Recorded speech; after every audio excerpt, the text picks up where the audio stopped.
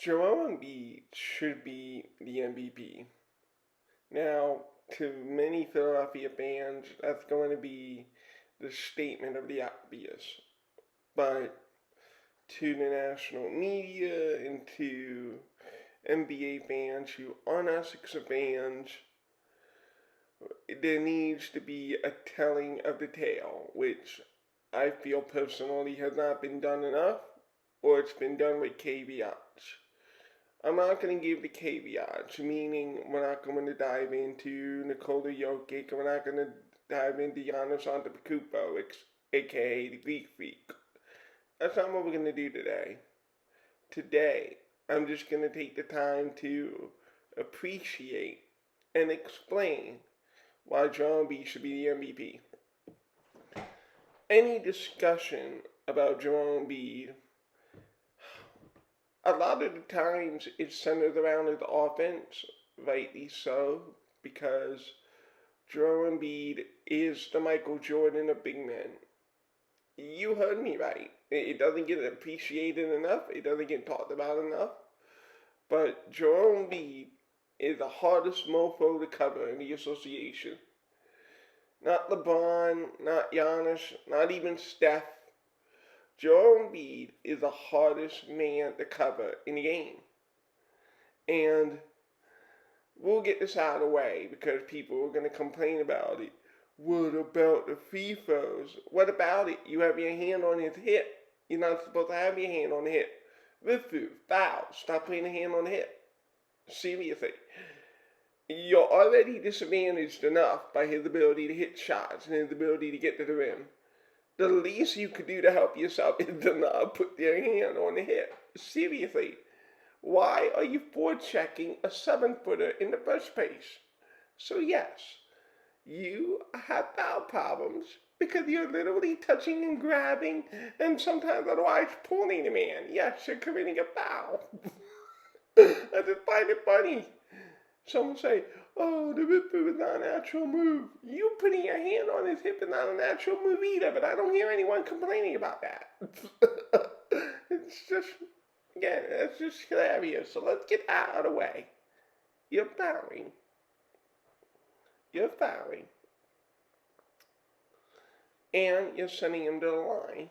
The other part about that a lot of Sixer fans have rightly commented lately is no one complained about Shaquille O'Neal getting a FIFA line. No one complained about Dwight Howard getting a FIFA line. And it used to be for a long time that Giannis, no one cared about Giannis getting to the FIFA line. He's averaging a career best 72% for the FIFA line.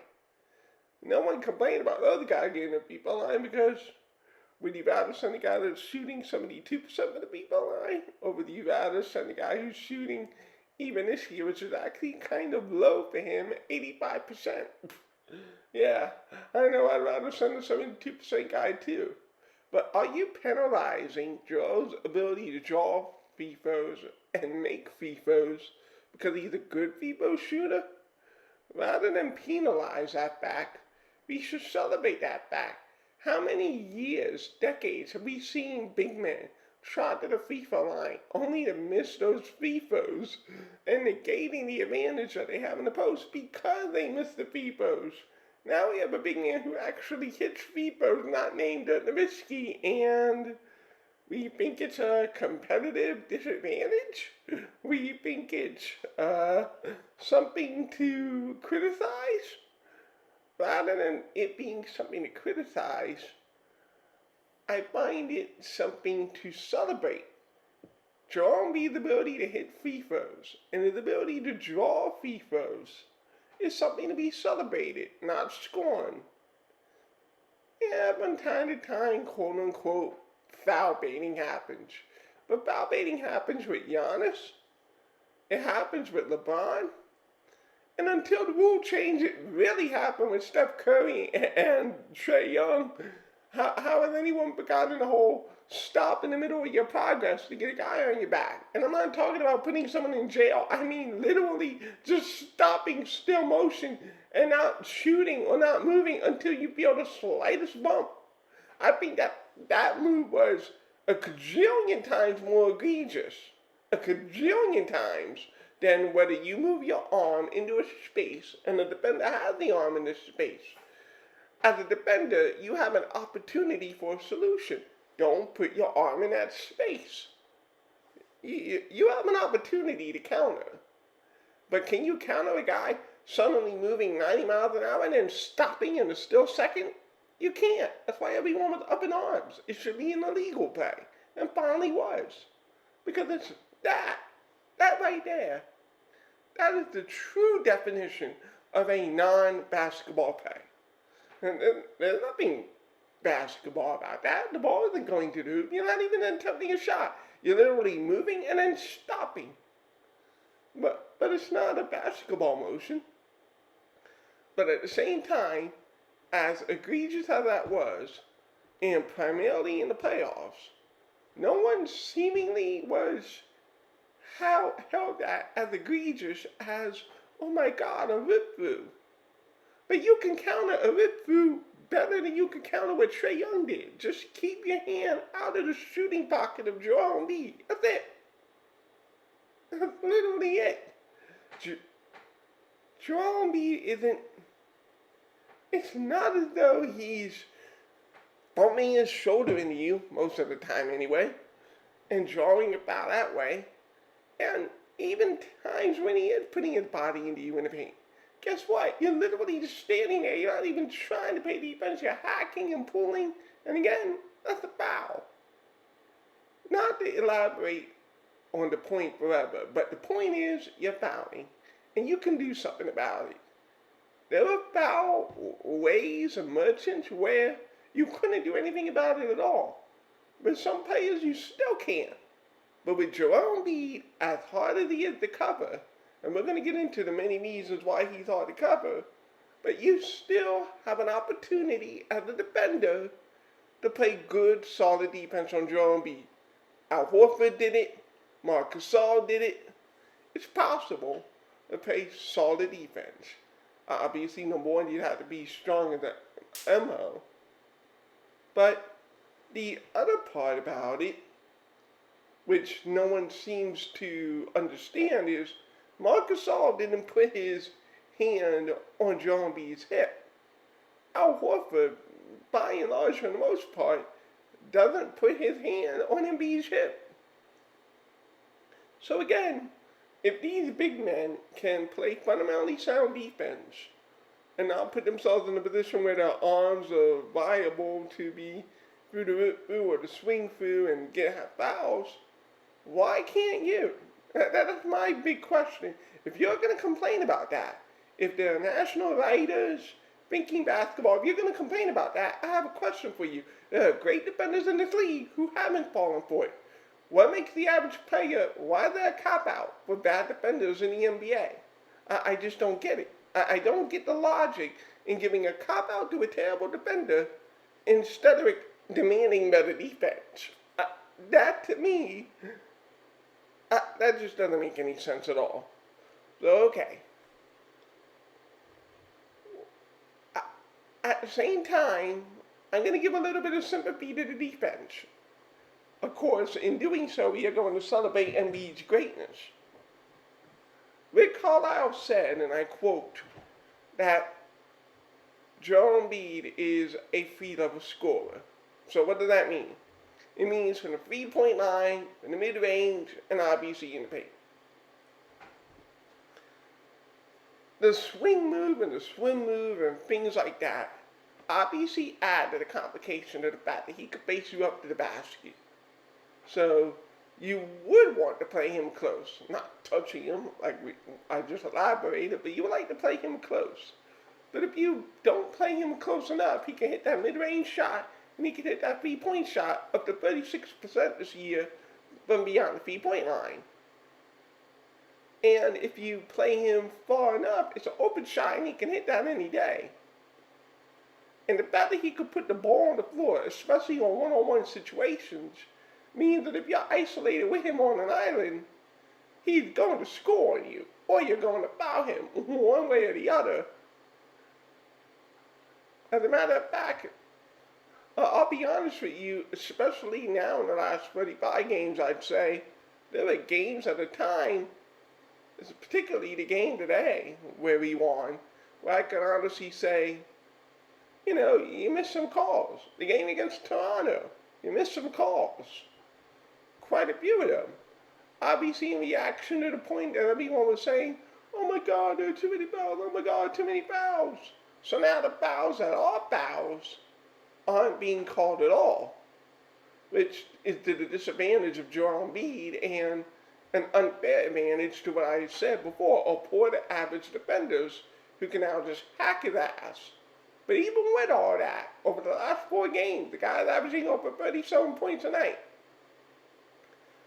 It isn't just that Joel Embiid is a great scorer. Hell, it isn't even just that he's an elite scorer. We are seeing the greatest scorer of all time. That's not an exaggeration. Points per minute. Joel Embiid is scoring more points per minute than Michael Jordan. If Joel Embiid, he mentioned this on an article, in an interview with a Cameroonian or international host, where he was like, he wants to play the game another 10 years. If he does play the game another 10 years and has 6 years like this, then the discussion of Joel Embiid being the greatest scorer of all time will not be in question. Through his career, through the games that he's played, he has been the greatest scorer the game has ever seen. Because of everything we mentioned, the rip move, swing move, mid-range elite level, like LaMarcus Aldridge level proficiency from the mid-range, 3-point shot up to 36%, post-ups, the elite free throw shooting. The free throw shooting is the thing that's not going to go away. I feel like Joel Embiid could hit 85% of free throws up to his 40s.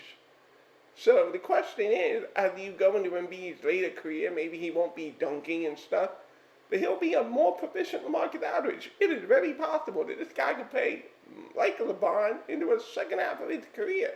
So when he says 10 years, he may very well not be kidding. When people talk about, we're afraid of Embiid's injury history or things like that, you talk about it in the perspective of he may not be the super athletic freak that we know him to be today, who with a single up fake can go to the rim and get a jam. But could I see a second half of his career where he's Tim Duncan light or Sergiusz Ilgauskas? I could see that. And just imagine Sergiusz Ilgauskas was an underrated big man and Tim Duncan was a Hall of Famer, and I'm talking about those guys as a second career for Joel Embiid.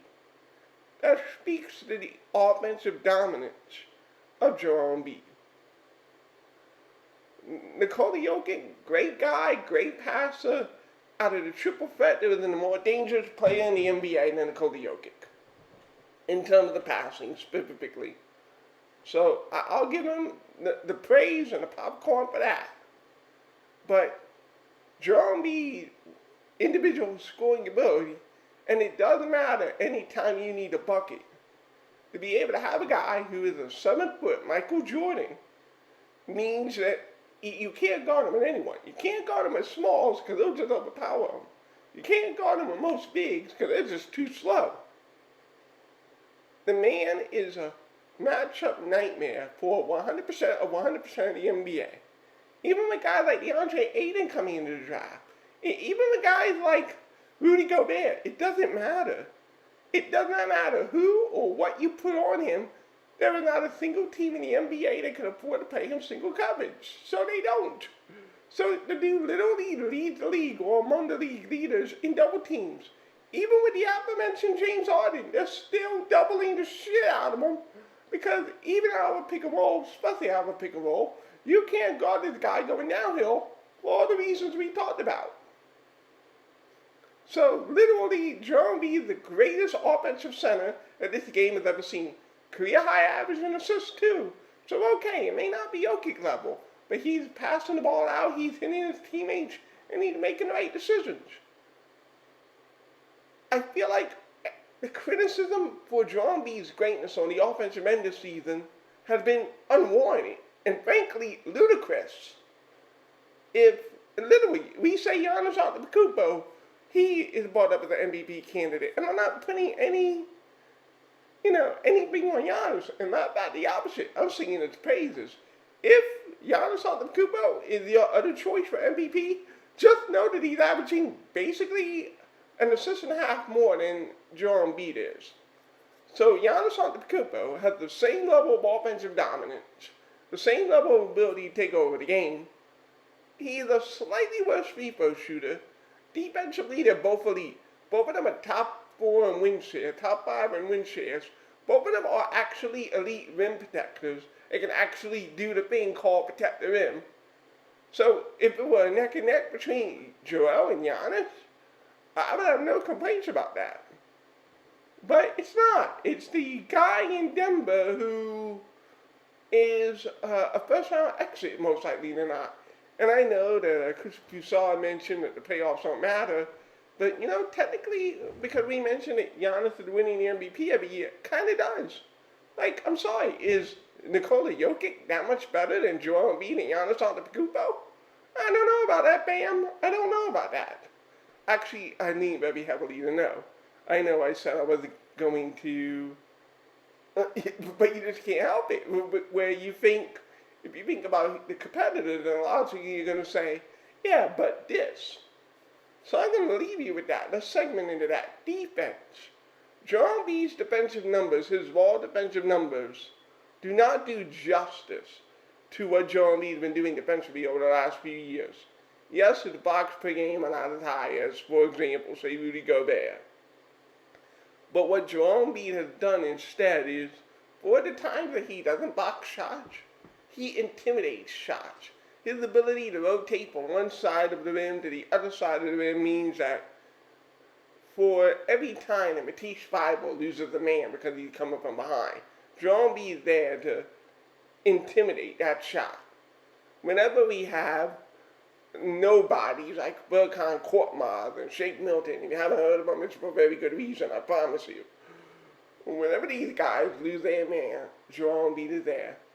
James Harden has been a little bit underrated defensively. For the most part, I don't have any complaints about his defense. I have complaints about him shooting 30% and shooting us in the foot in these last couple of games, but I don't have too many complaints about his defense. But still, not an elite defender by any means. So when James Harden loses a guy, Joel Embiid is there.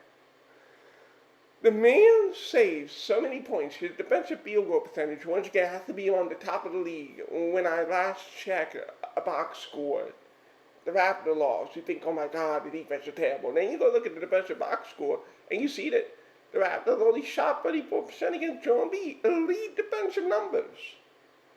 So even with all the sieves and the holes and everything in between, Joel Embiid is still the most impactful defender, even if it's all defensive stats like blocks are maybe a smudge behind the 2.5 that he averaged as a rookie. Don't get me wrong, I love those plays too. Back in 2017, I loved it when Joel Embiid literally went ham. That game against the Cavaliers, a week and a half ago, where he literally blocked 5 shots. I would love it if Embiid could play like that more often. And that's what we brought James in here to do, and he hasn't quite played up to that level yet. To be so offensively consistent as Joel could bring 2017 and beat out. Just flat out decimate teams defensively, because he could still do that. Make no mistake. Even though the raw defensive numbers aren't there, make no mistake, he could still decimate the team on the defensive end of the ball. And I know his rebounding isn't as gigantic as Jokic's, but 12 rebounds a game is no snooze either. My closing argument is going to be this. Joel Embiid is a combination of a Michael Jordan on offense and at minimum defensively, that there have always been great defensive names thrown around. And I think he is a very good defender, especially when engaged. So I'm trying to actually think for a moment. I guess, is he the Bruce Bowen of centers, is what I would say, where he makes so many defensive plays, or Andre Kalinko, you're making so many defensive plays that it just goes totally unnoticed. It's not Alonzo Mourning, it's not, Karl Malone necessarily, and it's not Ben Wallace. But it's not bad by any means either. He is a two-way player in a league where the only other two-way big man is Giannis Antetokounmpo. So Embiid or Giannis, not Jokic. This is the Sixers universe signing off. And, let's go Sixers and let's go Joel Embiid MVP.